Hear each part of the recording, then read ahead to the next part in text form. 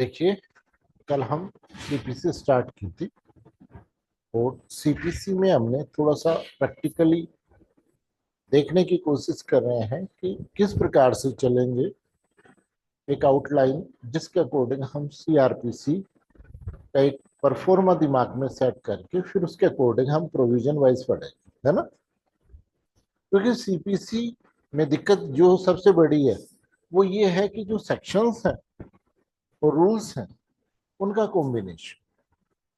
ठीक है, तो हमारा कल जो हमने स्टार्ट किया था वो ये स्टार्ट किया था प्रॉब्लम बेस पे कि भाई हमारे को 10,000 रुपए की रिकवरी करनी थी। तो 10,000 रुपए की रिकवरी करनी थी और रिकवरी कैसे करनी है, इसके लिए सबसे पहले कि कैसे होगी, तो हमने देखा था कि सीपीसी के प्रोविजंस के अकॉर्डिंग होगी। सीपीसी हमारे ऊपर लागू होती है या नहीं लागू होती, ये कौन सा बोलता है? सेक्शन 1 बोलता है कि सब पे सीपीसी लागू होगी सिवाय नागालैंड और जनजाति क्षेत्रों पर लागू नहीं होगी। क्यों लागू नहीं होगी? क्योंकि पहले उन्हें मेन स्ट्रीम में लो, फिर आप सरकार के नियम लागू। ठीक, कितने? अब पहला तो कि भाई मामला कहां जाएगा? कोर्ट में जाएगा। कौन से कोर्ट में जाएगा? कौन से कोर्ट में जाएगा भाई? तो ये कहां से पता चला हमें? ठीक है, अगर आप ट्रांसफर कराना चाहते हो तो बड़े लोग कर सकते हैं, यानी ऑनरेबल हाई कोर्ट और सुप्रीम कोर्ट क्या कर सकते हैं? ट्रांसफर कर सकते हैं, वो उनका जुडिक्शन है। लेकिन हम कहाँ लेकर के आ सकते हैं, ये हमारी सोच है। क्या हम तो इन्हीं प्रोविजनों के अकॉर्डिंग वाद पत्र ला सकते हैं।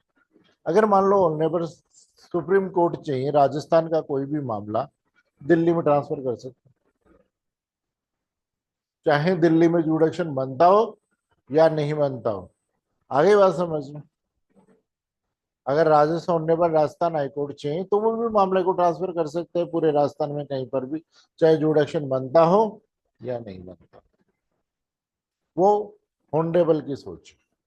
लेकिन हमें तो मामला यही लाना है। फिर उसके बाद में नेक्स्ट क्वेश्चन अराइज हुआ कौन सा, कि भाई क्या लेकर के जाए? तो उत्तर क्या आया कि प्लेंट लेकर के जाओ। क्या लेकर के जाओ? प्लेंट लेकर के जाओ, वाद पत्र लेकर के जाओ। तो कहते वाद पत्र कैसे तैयार होगा? तो इसके लिए ऑर्डर 6 ने सबसे पहले हाथ खड़ा किया। ऑर्डर, आगे बैठो, है ना बेटा। ऑर्डर 6 ने क्या किया? सबसे पहले ये कहा कि भाई मैं बताऊं। तो ऑर्डर 6 में हमने नियम पढ़े। क्या पढ़े? जनरल रूल्स पढ़े, जिसमें ये कह रहा है कि भाई आप वाद लो। वाद पत्र जो भी फैक्ट होगा वो किस पर होगा? तथ्यों पर होगा। किस पे होगा? फैक्ट्स पर होगा, है ना। दूसरा कि फैक्ट्स को लिखोगे, विधि को नहीं लिखोगे। यानी केवल तात्विक तथ्यों को लिखोगे, विधि को नहीं लिखोगे। तथ्यों को संक्षिप्त में लिखोगे, तथ्यों को लिखोगे, साक्ष्य को नहीं। ये 3 जनरल रूल बताए। ठीक, फिर उसके अलावा स्पेशल रूल्स बताए कि भाई जो भी वाद पत्र तैयार करोगे पैराओं में होगा, और प्रत्येक पैरा को हम नंबरिंग करेंगे। और नंबरिंग करने के बाद में क्या होगा? अगर जो अक्षर है, यानी वर्ड वो है फिगर्स, है ना, वो दोनों में होगी, फिगर्स में भी होगी, वर्ड्स में भी होगी। जो भी संख्या होगी, नंबर होगा। उसके बाद में वो कैसा सिग्नेचर होंगे? तो किनके सिग्नेचर होंगे? तो कहता है 3, 2 व्यक्तियों के होंगे, या तो वादी के या उसके अभिकर्ता के और अधिवक्ता के। तो वादी प्राधिकर्ता अभिकर्ता कैसे अपॉइंट कर सकता है और अधिवक्ता कैसे अपॉइंट कराता है, ये कौन बता रहा है? ऑर्डर 3 बता रहा है कि किस प्रकार से होगा। तो पहला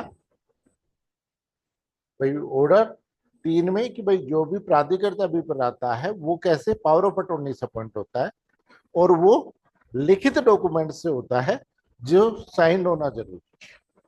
आगे बात समझ में? यहां तक हमने कल पढ़ लिया था। भाई कल तो हमने यहां तक देख लिया था। उसके बाद में अगला क्वेश्चन था कि भाई ये तो हम समझ गए कि ये तो नियम है। अब ये बताओ वाद पत्र कैसे तैयार करें, कि भाई वाद पत्र कैसे तैयार करें।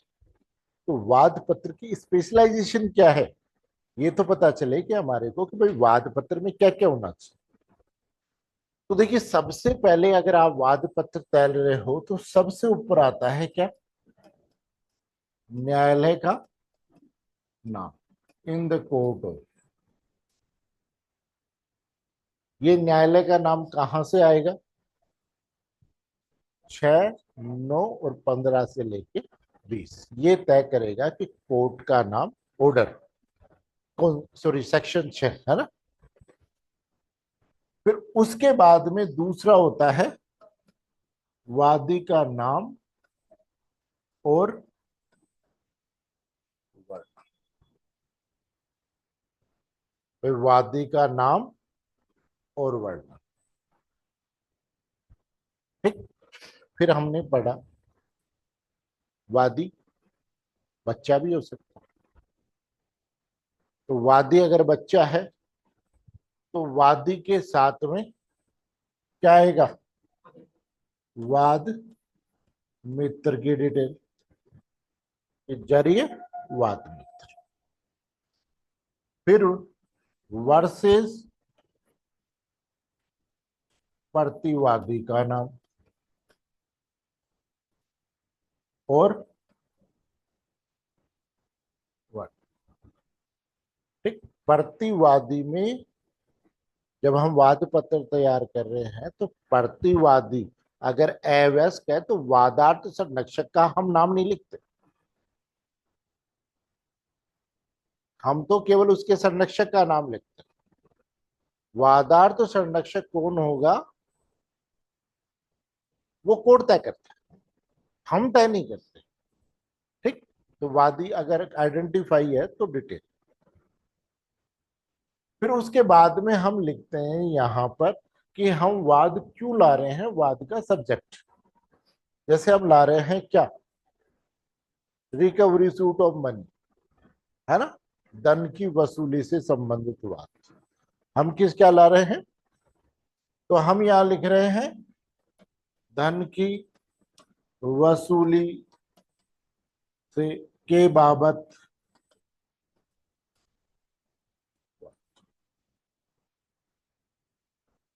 ठीक। फिर उसके बाद में यहां से हम क्या करते हैं, डिटेल डालना शुरू करते हैं कि भाई, तो देखो सबसे पहला जो पॉइंट होता है वो पॉइंट होता है ट्रांजैक्शन का। किसका चीज का होता है, ट्रांजैक्शन। एक बात बताओ, मान लीजिए मोहित ने मेरे को 10,000 रुपये उधार दिए, क्यों दिए, क्यों दी, भाई हम दोनों एक दूसरे को जानते थे, हमारे संबंध थे, इसलिए इसने ये कहा, मैंने मांगे और इसने दे। अब ये थोड़ी है कि रोड पे मान लीजिए कि एक आदमी कहता है कि यार भाई आप 500 रुपये दे देगा, एक पवा ले जाओ, तो मोहित दे देगा क्या। तो भाई आपने जो भी काम किया, ट्रांजेक्शन किया, उसका वर्णन। जैसे मान लीजिए मैंने मकान खरीदा, तो ये कहेगा कि मोहित कहेगा कि भाई मेरा एक पट्टा शुदा मकान है और आप खरीद लो, इसने मेरे को प्रपोजल किया और इतने रुपए की रेट में किया, इसलिए मैंने खरीद लिया, और खरीदने के एवज में मैंने ऐसे एग्रीमेंट तैयार किया। तो पहली जो डिटेल होती है वो किस चीज की होती है, उस मामले के समव्यवहार का पॉइंट होता है, किस चीज का, ट्रांजेक्शन का। आगे बस, तो किस चीज का होता है, पहला पॉइंट उस ट्रांजेक्शन को या समव्यवहार को लिखा जाता है। भाई ट्रांजेक्शन को या उस समव्यवहार को लिखा जाता है, ठीक। सर एक क्वेश्चन था। हाँ बेटा। सर मान लो कोई छोटा बच्चा है अगर वो किसी को पैसे दे देता है, दस हाँ हजार रुपये किसी से ले, किसी ने दे दिए, बच्चे ने किसी को, तो उस पे लगेगा तो उसके पिताजी के थ्रू लगेगा वाद, या वो बेटा उसका जो वो वाद सनेटर। पत्र के थ्रू वाद लेकर के आएगा, है अच्छा, ना। तो उसके हाँ, पिताजी के बच्चा थ्रू। अपने पिता के थ्रू भी ला सकता है, और अन्य खुद भी किसी संरक्षक के थ्रू भी ला सकता है अच्छा। ना। अपन ऑर्डर 33 को पढ़ेंगे ना, तो ये सारी चीजें आएंगी बेटा। तो पहली बात किस में थी, ट्रांजेक्शन में, है ना। सॉरी, ऑर्डर 32 को, है ना। तो ये बात आ गई, हमने क्या डाला कि भाई ये पैसे हमने क्यों और कब दिए, कैसे दिए। तो पैसे देने के बाद आज तक कोई दिक्कत हुई है क्या, कभी भी किसी के बीच में लड़ाई हुई हो तो बताओ। दिक्कत कब आती है, मांगने पे आती है। दिक्कत कब आती है, मांगने पे आती है। इसको बोलते हैं हम कोजो फैक्शन, कि भाई मैंने बहुत हाथ पैर जोड़े, नहीं दिया, इसलिए क्या है। तो दूसरा जो पॉइंट आता है,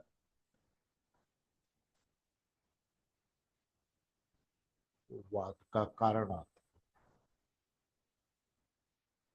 पहला पॉइंट कि बात क्या हुई थी। तो जब तक बात होती है तब तक तो कोई दिक्कत नहीं आती, होती है क्या, दिक्कत कब आती है। जैसे मान लो कि मैंने आपसे मकान खरीदा और हमारे बीच एग्रीमेंट हुआ, एडवांस में 5 लाख रुपए दे दिए, क्या करिए, है ना। तो कोज ऑफ एक्शन अराइज, तब तक तो कोई कोज ऑफ एक्शन अराइज नहीं, 5 लाख रुपए ले लिया, एग्रीमेंट भी साइन हो गए, सारे काम हो गए। फिर जब वो एग्रीमेंट को हमने सेल डीड में कन्वर्ट करवाना था, उस दिन वो गया, यार मकान चला जाएगा, तो कहा, नहीं है। दिक्कत कब होती है, जब मांगते हैं, तब देते वक्त कभी भी दिक्कत नहीं है, ठीक। तो जब हमने मांगा तो दिक्कत हुई, तो कोजो फैक्शन कब। दूसरा पॉइंट किसका आता है, कोजो फैक्शन का आता है, वाद का कारण। समझ गए। फिर तीसरा जो पॉइंट होता है वो विधि के क्वेश्चन का होता है।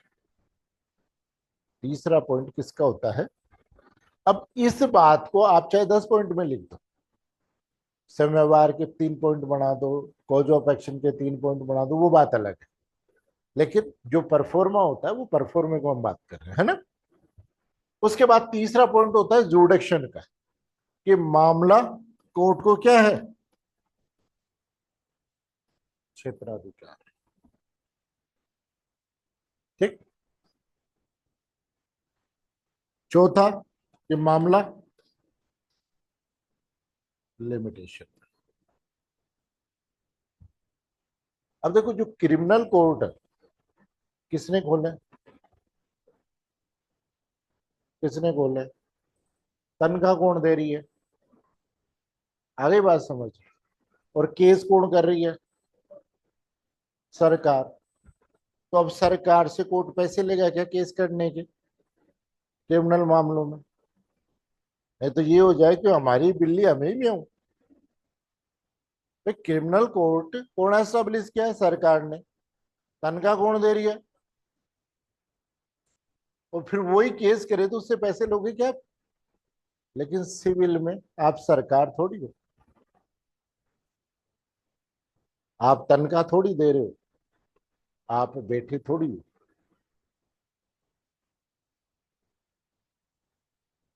तो बैठे थोड़ी हो, फिर क्या करें।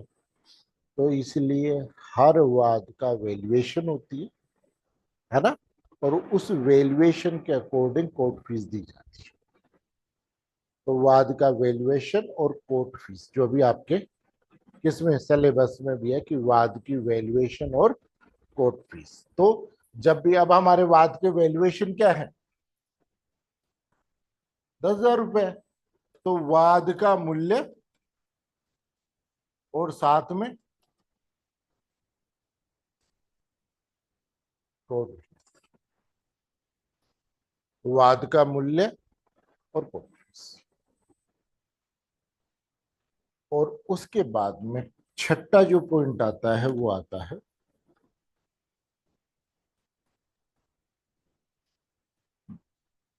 हाँ सर वाद मूल्य से कोर्ट फीस तय होती है क्या सर?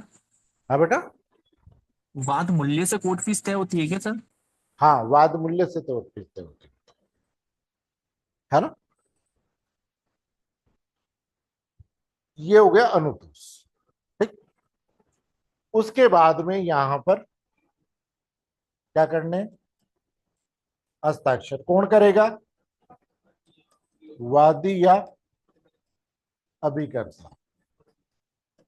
और ये तो यो में है, ध्यान रखना दोनों में से कोई एक करेगा। और यहां पर अधिक।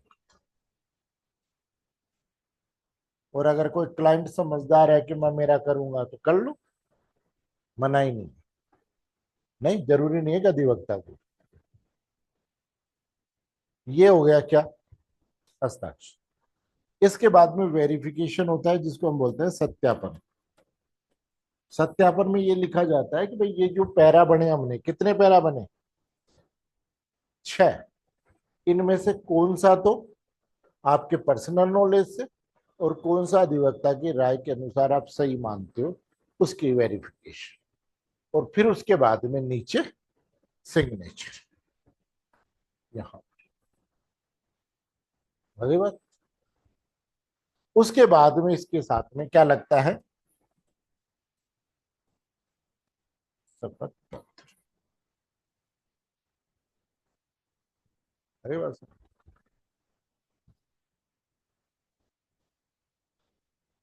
अब आ जाओ। तो ये बात कौन कह रहा है, ऑर्डर 7 रूल फर्स्ट। परफॉर्मा कौन बता रहा है, ऑर्डर 7 रूल फर्स्ट।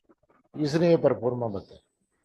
इस परफॉर्मा के अकॉर्डिंग और सेक्शन 6 को हमें क्या करना पड़ता है, मेंशन, ऑर्डर 6 को मेंशन करते हुए ये तैयार होता है। अब ये आपका वाद पत्र तैयार हो गया। अब आपके सामने कुछ क्वेश्चन और आ रहा है।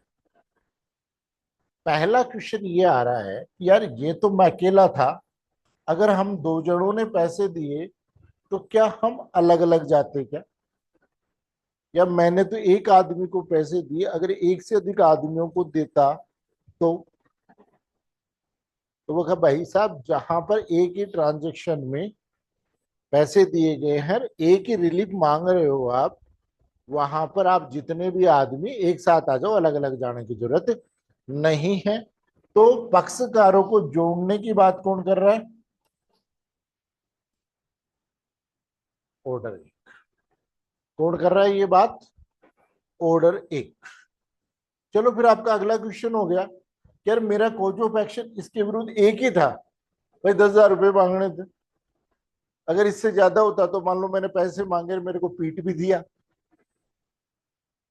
तो दो रिलीफ हो गई ना, एक तो पैसे और दूसरी पिटाई। तो दो कोज ऑफ एक्शन हो गए कि नहीं हो गए। तो वो अगर दो हो जाते तो मैं अलग अलग लाता क्या। तो ऑर्डर 2 कहता है कि आप जोड़ लो,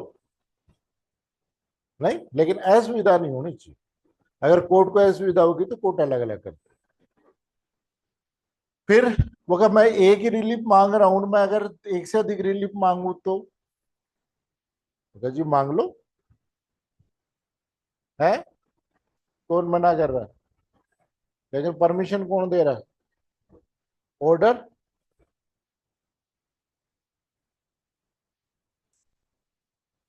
कौन दे रहा है, ऑर्डर। आगे बात समझ। तो देखो पहले क्वेश्चन का उत्तर हो गया आपका, कौन से का, कि भाई वाद कहाँ लाना है। दूसरे क्वेश्चन का कि क्या लेकर के आना है, वो वाद पत्र लाना है। वाद पत्र के संबंध में कहाँ बताया, 26। फिर उसके बाद में वो वाद पत्र कैसे तैयार होगा है। तो 6 ने और 7 ने मिलकर के हमें ये बताया कि वाद पत्र कैसे तैयार होगा। फिर वाद पत्र कैसे तैयार होगा, उनमें सेक्शन ऑर्डर 1 कब रिलेट हो रहा है, ऑर्डर 2 कब रिलेट हो रहा है, और ऑर्डर 3 कब रिलेट हो रहा है, समझ में आ गया। ऑर्डर 1 कहाँ रिलेट हो रहा है, 2 कहाँ हो रहा है, और ऑर्डर 3 कहाँ रिलेट हो रहा है, समझ में आ गया। अब हमने वाद पत्र तैयार कर लिया। अब ऑर्डर 4 बता रहा है कि तैयार कर लिया भाई, वो कहा हाँ लिया। वो कहा कहाँ लेकर के जाए, वो कहा जब छोटे वाले के पास जा रहे हो तो डायरेक्ट दो। कहाँ पेश करोगे, पीठासीन अधिकारी को पेश करो, और बड़े वाले को पेश कर रहे हो तो उसके द्वारा प्राधिकृत अधिकारी के पास में आप पेश करो। आगे बात समझ, वहां पर क्या करोगे, प्राधिकृत अधिकारी के समक्ष उसे क्या करोगे, पेश करोगे। ठीक, कहां पर दे रखा है, ऑर्डर 4। फिर ये क्या होता है, कोर्ट में जैसे वाद पत्र आया उसके साथ में लिस्ट ऑफ डॉक्यूमेंट्स आती, और लिस्ट ऑफ डॉक्यूमेंट्स के साथ में जो भी डॉक्यूमेंट्स उनकी फोटोकॉपी आती है, ओरिजिनल बाद में पेश करते हैं जब इश्यूज तैयार होते हैं तब, है ना। अब ये कॉपी भेजी जाती है बाबू के पास, कहां पर, कोर्ट में। बाबू उनको चेक करता है और वो ये कहता है कि हाँ भाई बिल्कुल सही है, तो वो अपनी रिपोर्ट कोर्ट को भेजता है। और रिपोर्ट भेजने के बाद कोर्ट क्या करता है, ठीक।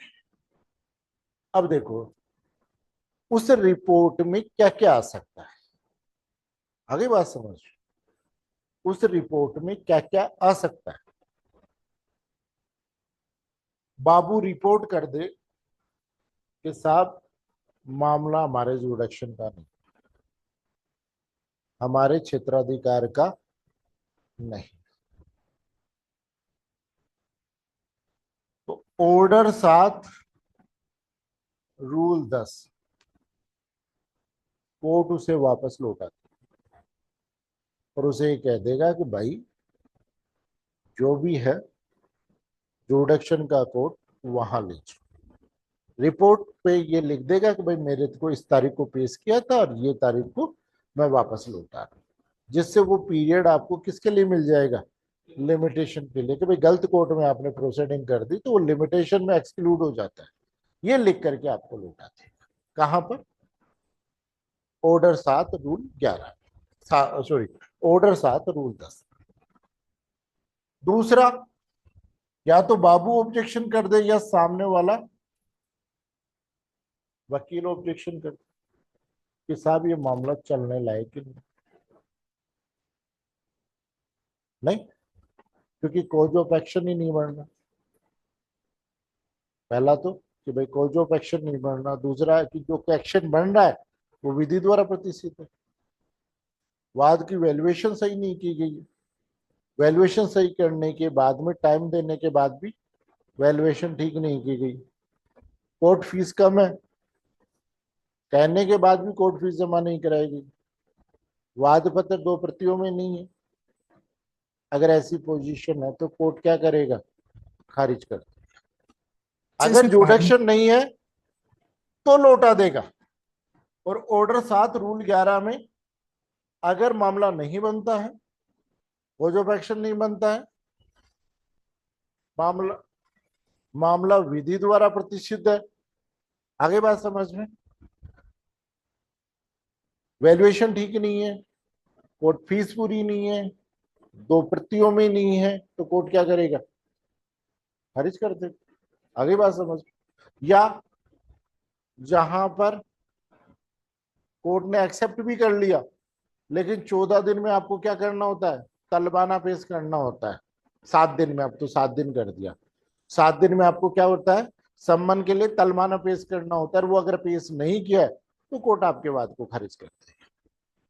तो ऑर्डर 7 रूल 10 में तो वो क्या करता है, वापस लौटाता है, और ऑर्डर 7 11 में वो खारिज कर देता है इस मामला।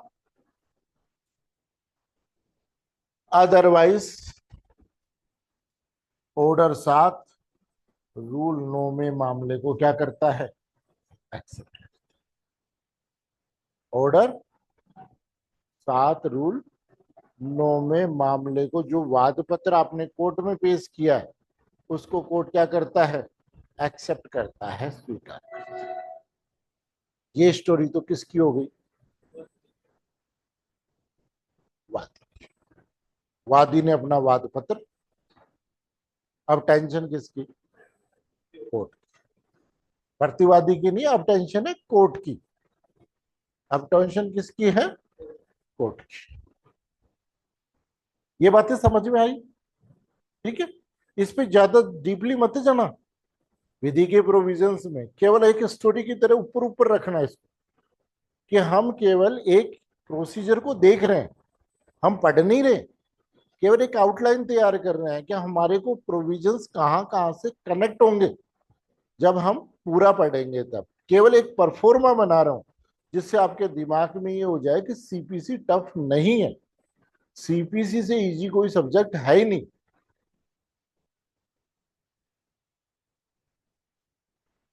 तो ऑर्डर 7 रूल 9 में क्या है? कोर्ट मामले को ले लेगा और लेने के बाद इसको ये कहेगा कि भैया आप 7 दिन में क्या करो, प्रतिवादी को, अगर एक प्रतिवादी है तो एक कॉपी, और एक से अधिक प्रतिवादी है तो उतनी ही प्रतियां किस पे? सादा कागज में, और सम्मन का खर्चा कोर्ट में जमा। कितने दिन में? 7।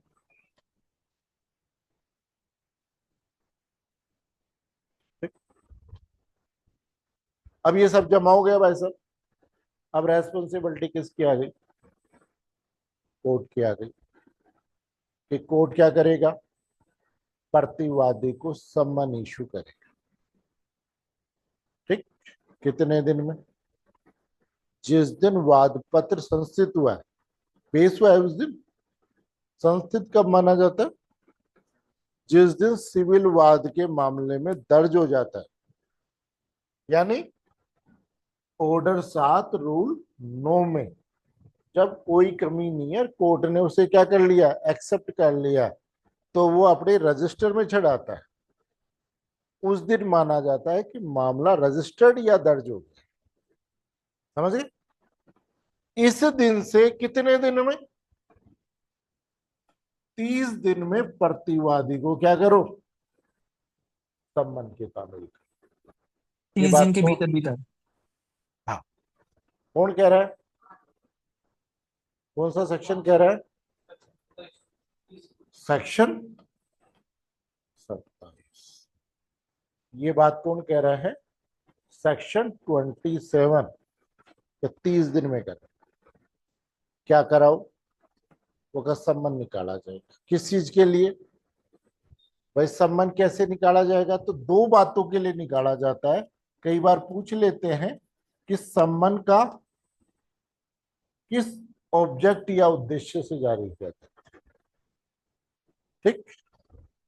देखो, मामला बड़ा है तो इशू फ्रेम करने के लिए, विवादक तय करने के लिए, और मामला छोटा है, फर्स्ट हियरिंग पे निपटारा करने योग्य है, तो मामले के निपटारे के लिए सम्मन जारी करेगा। आपसे पूछ भी लिया जाता है कि सम्मन, प्रतिवादी को सम्मन किस उद्देश्य से जारी किया जाता है?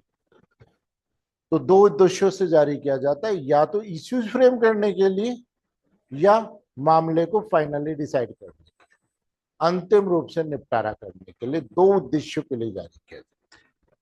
ऑर्डर 5 क्या लिखा जाता है? कि भाई आप इस मामले को जवाब कितने दिन में दो? जिस दिन सम्मन सर्विस हो जाती है आप पे। आगे बात समझ। सम्मन सर्विस के 30 दिन में मामले को क्या करो? अपना जवाब दो। किसका?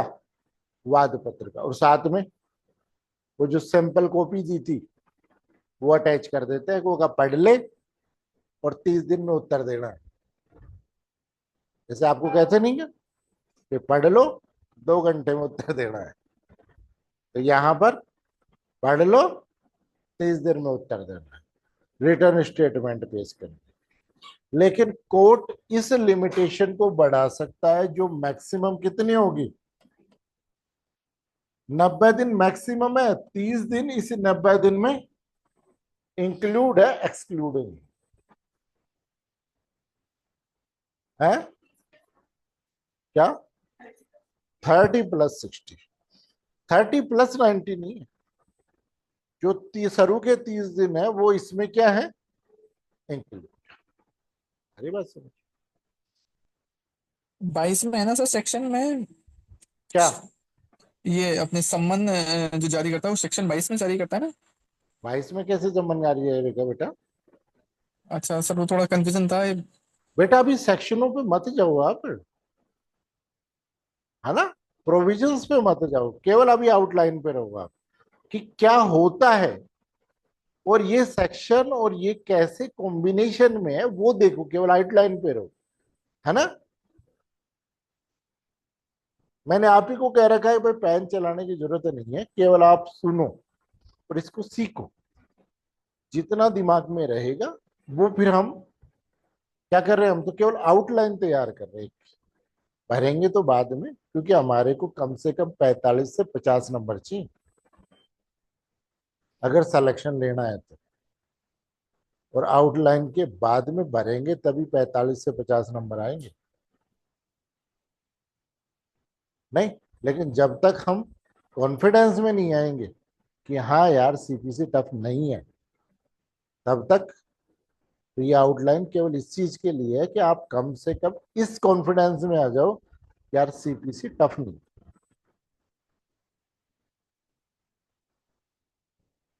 क्योंकि कम से कम आपको 45 से 50 के बीच में हर सब्जेक्ट पे नंबर चाहिए, तब जाके सिलेक्शन होगा।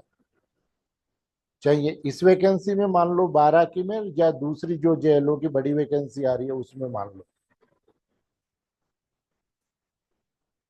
है ना। तो सिलेक्शन के लिए जरूरी है, इसलिए हम किसी भी चीज को छोड़ नहीं रहे।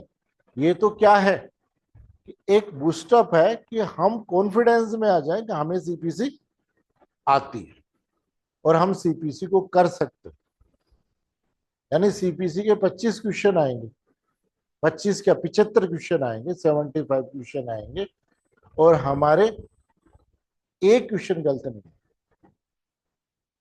इतना कॉन्फिडेंस, वो चीज जरूरी है। आगे बात समझ।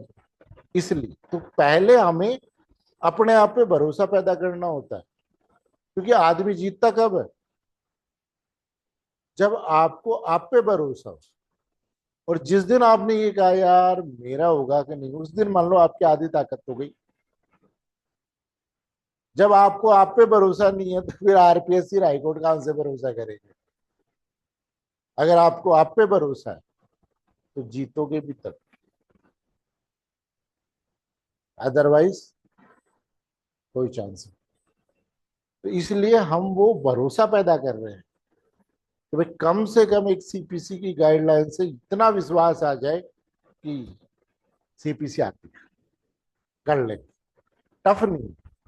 उसमें टफ का डर खत्म करना है। कि ज्यादातर हमारे दिमाग में क्या आता है कि यार सीपीसी देखते हैं कि यार सीपीसी में डर है। सीपीसी में डर है ही नहीं।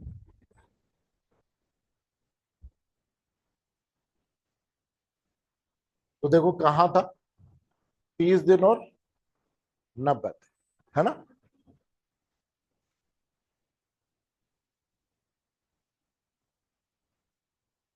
फिर अब सम्मन की तामील कैसे की जाएगी? तो ऑर्डर 5 रूल 9 कहता है, सस्ता तरीका बता रहा है कि रजिस्टर्ड पोर्ट से भेज दो, इलेक्ट्रॉनिक मेल से भेज दो। आगे बात समझ। लेकिन हाई कोर्ट द्वारा प्राधिकृत, ठीक। कई बार क्या होता है कि परिवादी को ये लगता है कि कोर्ट कुछ ही नहीं कर रहा, तो कोर्ट क्या करता है, वो क्या क्या नहीं कर रहा, वो क्या तामिल, वो क्या मेरे पड़ोसी को नहीं करा सकते, वो गेले पकड़ तो खुद करा ला। इसको बोलते हैं पर्सनल सर्विस। यानी उसको, इसको बोलते हैं दस्ती देना। आपने सुना होगा कोर्ट की भाषा में कि दस्ती दी है कोर्ट ने। दस्ती का मतलब पक्षकार को खुद को ही दे दिया कि तू करा ला, ठीक, जल्दी है तू करा ला। भाई कोर्ट में तो जैसे अभी एक कोई सी मामले में एक मेरा मित्र आया, तो वो मेरे मित्र ने आकर के मेरे से बोला कि वो कह रहे कि मेरी सम्मान सर्विस करवानी है। तो कोर्ट में क्या होता है कि शाखा होती है जिसको हम बोलते हैं नजारत शाखा। क्या बोलते हैं? नजारत। उस नजारत शाखा के अंतर्गत कुछ पियोन्स होते हैं, उन पियोन को बोलते हैं तामिल कुलिंदा। क्या बोलते हैं? तामिल कुलिंदा। और बिल्कुल। हाँ, हर क्षेत्र में उनको बांटा हुआ होता है। अब जिस क्षेत्र का भी कोई भी वो होता है सम्मान या वारंट जो भी होता है, तो उसको दे देते हैं कि भाई आप सर्विस करो। तो जब मैं गया तो एक के पास तो इतना देर लग रहा था। नहीं, तो बताओ वो आदमी तो है। और ये भी नहीं है कि 5 बजे से लेकर 10 बजे तक तो सर्विस करो और उसके बाद आते जाते सुबह शाम को क्या करो, सम्मान की सर्विस करो। नाजे छोड़ दे तो ठीक है, 3 बजे निकल जाओ। आगे बात समझ। तो कोर्ट का प्रोसीजर तो कोर्ट के तरीके से ही होगा। और आपको जल्दी है तो सीपीसी में ऑर्डर 7 रूल 9 बना दिया कि वो आप ले जाओ, खुद तामील करा लो। ठीक, अगर आपने खुद ने तामील करा दी बहुत बढ़िया है, नहीं तो आकर के कोर्ट को बोल दो कि नहीं ले रहा भाई साहब। फिर कोर्ट कहेगा ठीक है रख जा, और दोबारा से तलबाना जमा करा, हम आदमी भेजते। समझ गए? तो ऑर्डर 9 में क्या दे रखी है ना। फिर उसके बाद में अब ये जो सम्मन है, इसकी सर्विस कैसे होती है, सम्मन की सर्विस कैसे की जाती है। तो ये जो मान लो सम्मन है, ये सम्मन तामिल कुलिंदा लेकर के आपके घर पे आए, घंटी बजाई। घंटी बजाई तो आपने गेट खोल। तो जिस व्यक्ति के नाम सम्मन है, एक कॉपी उसको देता है और दूसरी पे रिसीविंग लेता है। इसको बोलते हैं डिलीवर्ड करना। क्या बोलते हैं? परिदत्त कर। आगे बात समझ। घंटी बजाई, आप नहीं मिले, आपके परिवार का सदस्य मिला, चाहे मेल हो चाहे फीमेल हो, मेल सदस्य हो या फीमेल सदस्य। घंटी बजी, बोला उसने ये भाई साहब को दे देना। दूसरी पे रिसीविंग ली कि भाई मैंने ले ली और चला गया। इसको बोलते हैं टेंडर्ड करना, निवेदित करना। यानी अगर जिस आदमी का है उसको हम दे रहे हैं तब तो होता है डिलीवर्ड, और उसको देने के लिए हम किसी और को दे करके आए हैं, तो हम भी कम थोड़ी है कि एक एजेंट और अपॉइंट करिए उसी के घर में, क्या है तो दे देना। इसको बोलते हैं टेंडर्ड करना। तो निवेदित या परिदित करना, पहला तरीका तो यही है। दूसरा तरीका क्या है कि जैसे मान लो घर वाले भी नहीं रहते, वो रहता है, लेकिन वो जो तामील करने वाला सुबह गया, पता चला कि वो तो निकल लिया, ऑफिस गया हुआ है।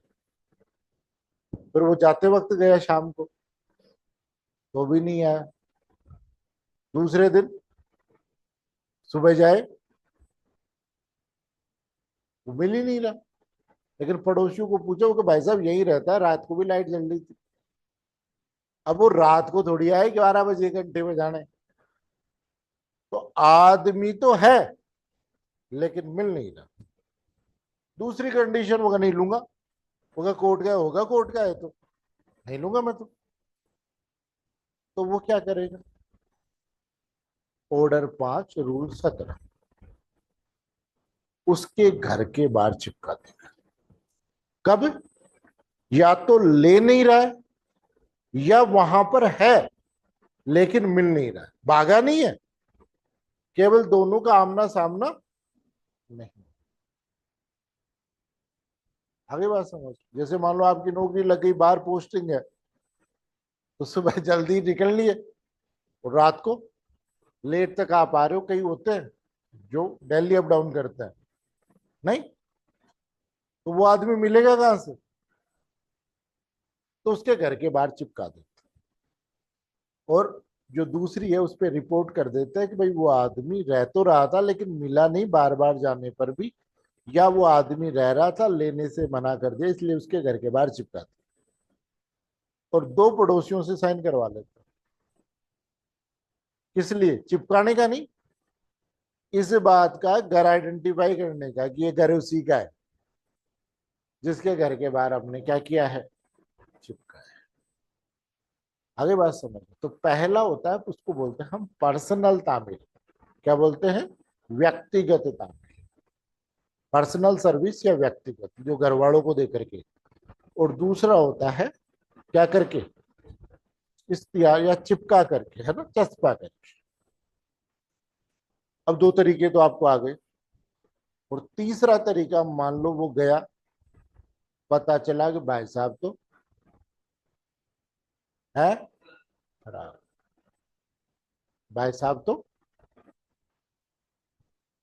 अब क्या करें, तामील करवानी है। इसको बोलते हैं प्रतिस्थापित तामील। Order 5 rule 20। ऑर्डर 17 वाली समझ में आ गई? रूल 17 वाली, रूल 17 में वो आदमी घर पे ही है, ले नहीं रहा या मिल नहीं रहा। और ऑर्डर 7 रूल, सॉरी 5 रूल 20 वाली जो तामील होगी, उसमें आदमी मिल ही नहीं रहा, फरार। तो वो रिपोर्ट करता है कि साहब गायब हो गया। तो फिर वो वादी कहता है कि साहब प्रतिस्थापित तामील करो। प्रतिस्थापित तामील में क्या होता है कि प्रतिस्थापित तामील 3 कॉपियों में जारी होती है। सम्मन वैसे कितनी कॉपियों में होता है? 2 कॉपियों में। और प्रतिस्थापित तामील कितने? 3। पहली कॉपी तो कोर्ट के बाहर लगा दी जाती है, तो भाई वो या उसका भी कोई भी जानकार आए, पढ़ करके उसको बता देगा कि भाई साहब कोर्ट ने आपको क्या किया है, याद किया है। दूसरा तरीका होता है कि जो भी गांव है या उसका घर है, उसके आस पास में उसको माच करके सुनाया जाता है। ये नहीं कि चिपका के आ गए, पूरे मोहल्ले वालों को बुला ले तो आ जाओ भाई साहब परोढ़ी की हरकत बताते, आ जाओ आ जाओ। कहीं तो आप देखना सम्मान की सर्विस में ढोल नगाड़ों के साथ करवाते, सुनो सुनो सुनो। आ गई तो ये कुर्की बात वगैरह में ऐसे करवाते ना सर? है बेटा। मकान की कुर्की वगैरह में, कुर्की है वगैरह जो होती है, मकान की कुर्की वगैरह होती है ना, उनमें भी ऐसे बेटा, ढोल वो बजाते तो हैं। एग्जीक्यूशन का पार्ट है, वो अपन देखेंगे, है ना। ये तो सम्मान सर्विस का पार्ट है, देख रहे हैं हम ना। बस वही चीजें हैं कि जो ये आप डाउट मन में पैदा हो रहा है ना कि ये कुड़की का, तो कुड़की की प्रोसेस बाद में आएगी। यार उसी को हम क्लियर करते जा रहे हैं कि आउटलाइन बन जाएगी तो कॉन्फिडेंस आ जाए। तो ठीक है, फिर वो पूरे मोहल्ले वालों को या गांव वालों को सुनाया जाता है कि भाई साहब ये आदमी फरार है और कोर्ट इसको बुला रहा है, 30 दिन में इसको भेज दे, या जो भी तारीख कोर्ट देता है उसमें आपको कोर्ट में क्या करना है, उपस्थित होता है, और उसकी एक कॉपी घर के बाहर चिपका करके और लिख करके रिपोर्ट करके कोर्ट को भेज देते हैं। ठीक। और प्रतिस्थापित तामील को ऐसे माना जाता है कि वाद प्रतिवादी पर सम्मन की तामील होगी। कई बार पूछते हैं कि प्रतिस्थापित तामील का परिणाम क्या होता है, तो ऐसे माना जाता है कि सम्मन की सर्विस। दो बातें समझ में। उसके बाद में आती है तीसरी बात। ठीक। तीसरी बात क्या आती है कि और तामील कैसे होती है।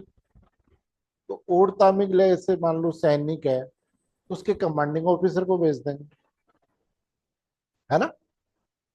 सरकारी ऑफिसर है तो है हेड ऑफ डिपार्टमेंट को भेज देंगे। जैसे मान लो मेरे पे कोई सम्मन सर्विस करानी है, तो कोर्ट क्या करेगा, मेरे अधिकारी को भेज देगा, हमारे डीडीपी साहब को भेज देगा। डीडीपी साहब जैसे सुबह साइन करने जाए, आ जाओ भाई रिसीव कर। रिसीव करने के बाद वो उस पर काउंटर सिग्नेचर करेंगे, कौन, हेड ऑफ डिपार्टमेंट। मेरे सिग्नेचर हो गए, उसके बाद में रिसीविंग सिग्नेचर के बाद में वो काउंटर सिग्नेचर करेंगे। और फिर वो भिजवाएगी। ये तरीका होता है। फर्म पे है, कंपनी पर है, ये भी तो व्यक्ति है, तो इनका जो भी रजिस्टर्ड पता है मूल, वहां पर या शाखा पर इसकी तामील करवाई जा सकती है, बाय पोस्ट और बाय पर्सन, कैसे भी हो सकती है। और मान लो कोई बड़ा आदमी है, कोई बड़ा आदमी है, जैसे कलेक्टर साहब है, कोई मंत्री जी हैं, इन पे सम्मान की सर्विस करनी होती, तो ऐसे रेस्पेक्टेड पर्सन के लिए इन्होंने कहा कि वो ना जा करके एक लेटर जाएगा। आगे बात समझ, क्या जारी किया जाएगा, सम्मान की जगह लेटर इशू किया जाएगा, बाकी कुछ नहीं। उसमें थोड़ा सा धमका करके होता है ना, इसमें लिख देते हैं डियर, बाकी सारी बात सेम टू सेम। आगे बात समझो, कॉपी पेस्ट, अब आ जाओ। लेकिन स्टार्टिंग किससे कर देते हैं, डियर कलेक्टर। आगे बात समझ, और वो अब आ जाओ, बाकी सारी बातें वो की वो। तो ये सम्मान क्या क्या है, सर्विस करने का तरीका। आगे बात समझ, पहला क्वेश्चन हमारा क्या था भाई, कोर्ट में क्यों गए, कौन से कोर्ट में जाना है, क्या लेकर के जाना है, वाद पत्र लेकर के जाना है, वाद पत्र कैसे तैयार होगा, सेक्शन 6 उसके सिद्धांत बताया, 7 उसका परफॉर्मा बताया। उस 7 का जो परफॉर्मा है उसी में 2, 1, 2 और 3 तीनों कनेक्ट है, ऑर्डर कनेक्ट है कि नहीं है। फिर उसके बाद 4 में हमने पेश किया, पेश करने के बाद क्या क्या होता है वो हमने ऑर्डर 7, रूल 9, 10 और 11 में देखा। आगे बात समझो, उसके बाद में सम्मन पहुंच गया किसके पास, प्रतिवादी के पास, यानी वादी की टेंशन खत्म, प्रतिवादी फिर टेंशन किसकी आ गई, कोर्ट की। अब टेंशन किसकी है, अगली टेंशन किसकी है, प्रतिवादी। प्रतिवादी को क्या करना होता है, वही 30 या 90 दिन में, 90 दिन मैंडेटरी नहीं है, वो तो कोर्ट का डिस्क्रिशनरी है कि कोर्ट चाहे तो 90 दिन तक एक्सटेंड कर सकता है जवाब, नहीं अदरवाइज तो जवाब कितने दिन में देना है, 30 दिन, अदरवाइज तो जवाब। क्लियर है। फिर उसके बाद में आ जाओ नेक्स्ट, कहां पे, अब प्रतिवादी के पास आ गए, प्रतिवादी क्या करेगा, तो प्रतिवादी जो वाद पत्र है ना उसका जवाब देता है, किसका, प्रतिवादी उसका जवाब देता है। जवाब में जो ये पॉइंट होते हैं कौन से, हटा दी क्या पढ़ने,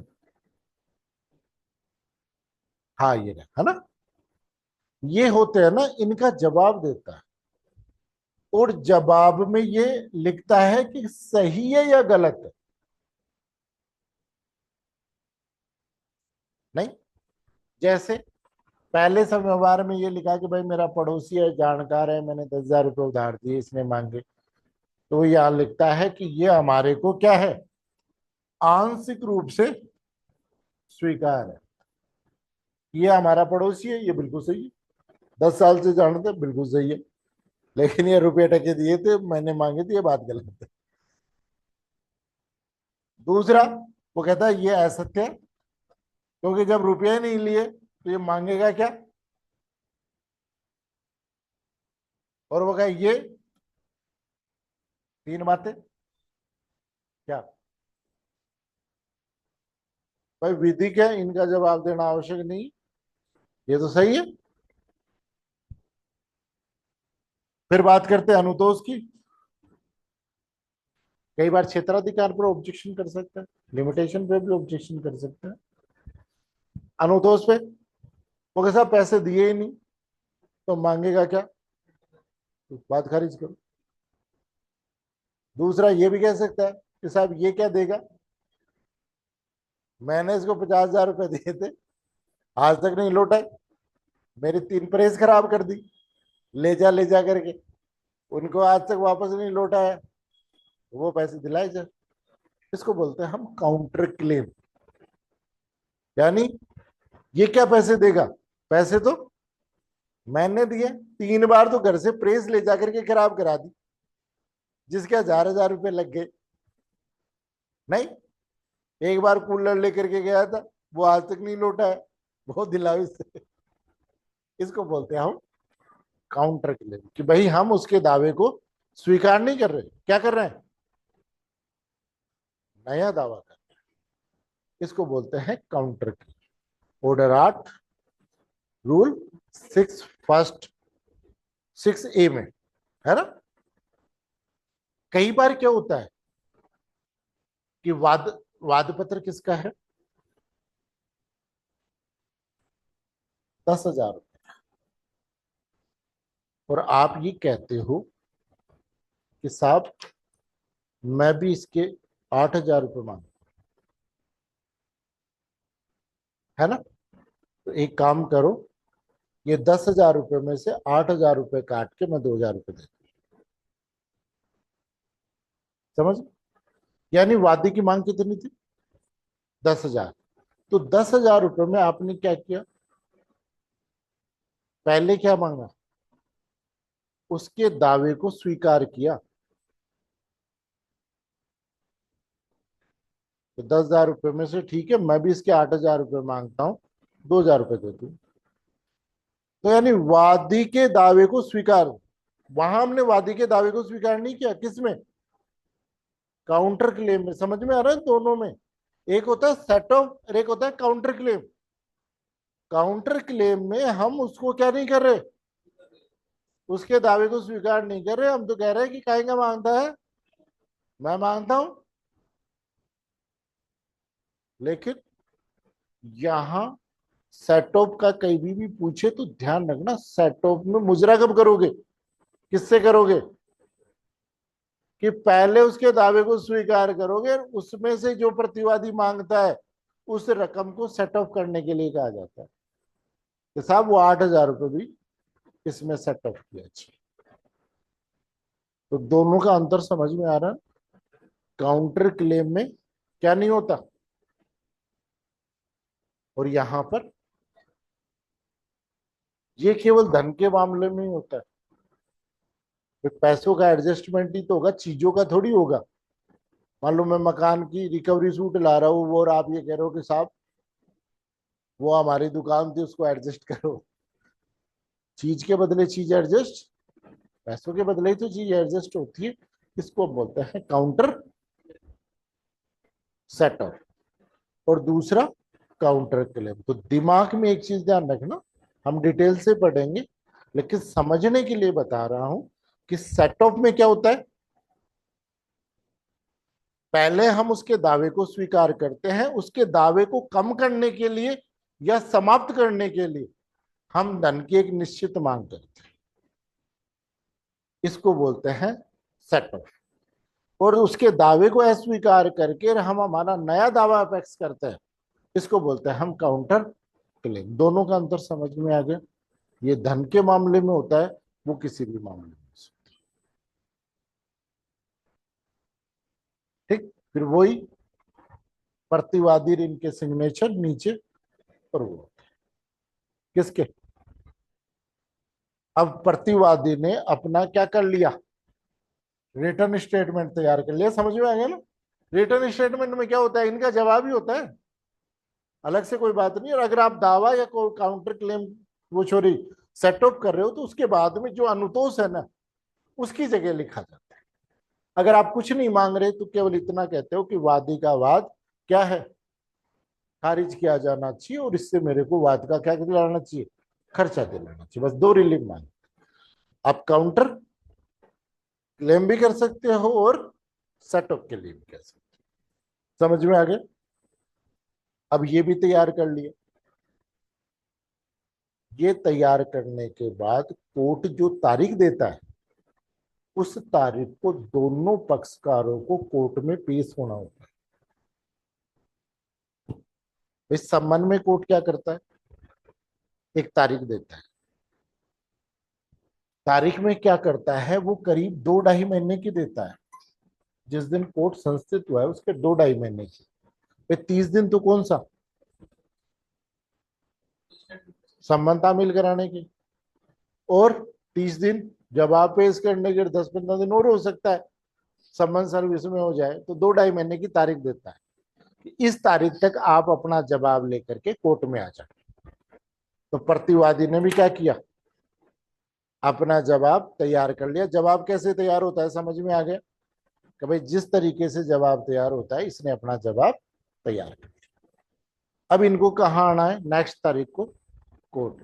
कोर्ट में आ जाते हैं तो बहुत अच्छी बात, नहीं आते हैं तो क्या परिणाम होगा, ये ऑर्डर नो बताता है। कौन सा, ऑर्डर नो। ठीक है, तो इसको हम कल देखेंगे, ऑर्डर नो, है ना, समझ में आ रहा है। बाकी 5 मिनट बाद में एविडेंस करते हैं। क्या काउंटर क्लेम में अपने जवाब में लिख सकता है ना वो प्रतिवादी काउंटर क्लेम के बारे में? हाँ बेटा, अलग से थोड़ा ना सो ना ना ना, अलग से सूट लाना चाहे तो ला सकता है, मना ही नहीं है। और अपना जवाब में भी काउंटर क्लेम कर सकता है।